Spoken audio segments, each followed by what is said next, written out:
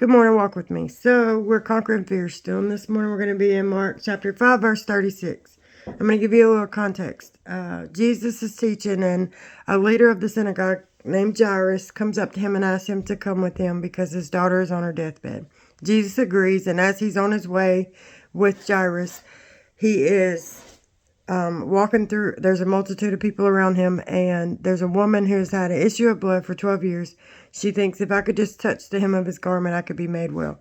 So she pushes through the crowd and she does that, and she's immediately healed. And Jesus stops and says, "Who touched my clothes?" And everybody's like, or the disciples are like, everybody, like we're in a crowd of people.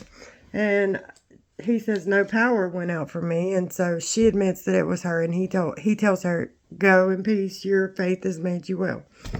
And then after that, some servants come up to Jairus and tell Jairus that his daughter is dead. So there's no sense in bothering the teacher any longer. Basically, there's no hope. Just give it up. It's done. And in verse 36, as soon as Jesus heard the word that was spoken, he said to the ruler of the synagogue, "Do not be afraid, only believe." Some translations say, "Do not be afraid, have faith."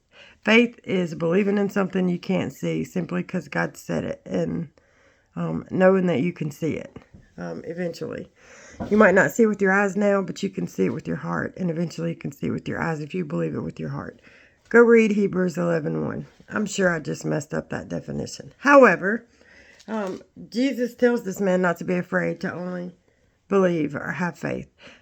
And I think what he wants us to learn from this particular passage is sometimes what the world tells us is dead, what the world tells us is impossible, it's just a thing for the Lord.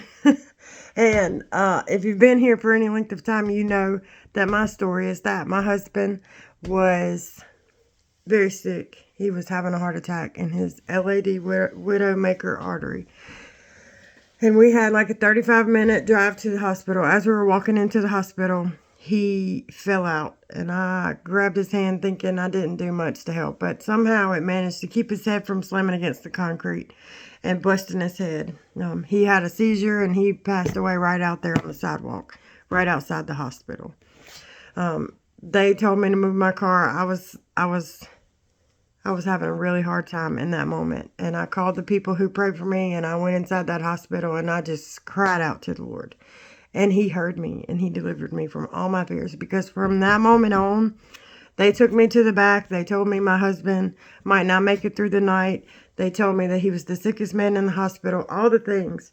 But from that moment on, I couldn't fear. I mean, I was walking in guilt because I could not fear. I tried to imagine my life without my husband. I tried to imagine the life of my children without their father, but I couldn't do that because I knew I had this supernatural wisdom and peace that I knew that my husband would walk out of that hospital and be the man that God had called him to be. And so I want to encourage you, just because the world, doctors, or anybody else tells you that it's impossible, that they're dead, that a situation is dead, that a situation is impossible, God has the final say, and we need to seek his heart. And when we do, he can supernaturally erase the fear and help us to walk in victory. And sometimes it makes us feel guilty because I should have been so afraid. I was tense and I was unsure. But fear that I was walking away from that hospital without my husband, it left me the minute that I cried out to the Lord. So I want to encourage you, do that this day. Have a great one.